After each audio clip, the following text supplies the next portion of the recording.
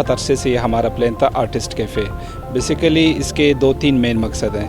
पहली बात तो ये कि कोयटा में कोई ऐसी आर्टिस्टों के, अदीब, शोरा, पढ़े लिखे लोगों के लिए कोई प्रेमिसेस ऐसा नहीं था जहाँ पे ये शाम को बैठ सके, चाय कॉफ़ी वो भी उससे भी महजूज़ हों, और साथ साथ अपने आइडियाज़।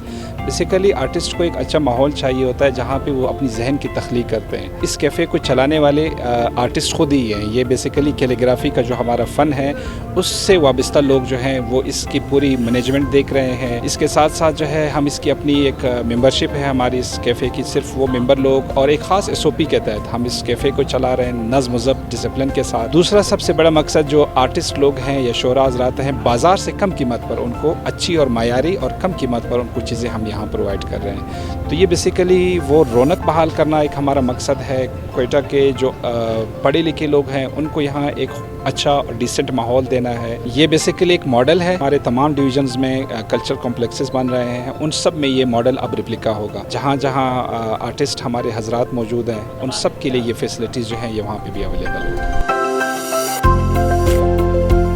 कोयटा शहर जो 70s और 80s में बहुत से होटल वहाँ पे कैफ़े थे जहाँ सियासतदान बैठते थे, जहाँ आर्टिस्ट बैठते थे, जहाँ पे मिडिल क्लास के लोग बैठते थे। बल्दिया में, कैफ़े डॉन में, रीगल में और इसी तरह कैफ़े फराह में, यानी ये सारे होटलों में बैठते थे। वो सिलसिला ख़त्म हुआ। आज हम देख रहे हैं कि यहाँ पे आर्टिस्ट कैफ़े खुला, यहाँ पे किताबों की लिए लाइब्रेरी भी है, यहाँ पे आर्टिस्ट आ रहे हैं, रिहर्सल कर रहे हैं और एक थिएटर का सिलसिला शुरू हुआ है। इनको एक प्लेटफार्म मिला है, उनकी हौसला अफजाई हुई है।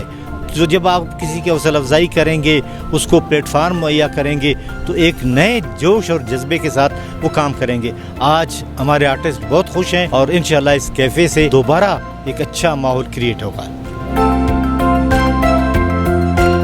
आर्टिस्ट कैफ़े का इफ्तिताह हुआ है कल्चर डिपार्टमेंट में। ये बहुत ही खुशाइंद बात है और मैं समझता हूँ कि अब हम आर्टिस्टों को एक दूसरे को जो है ढूंढने का ज़रूरत नहीं पड़ेगी। हम सब यहीं मौजूद रहेंगे और इंशाल्लाह एक दूसरे के राब्ते में रहेंगे।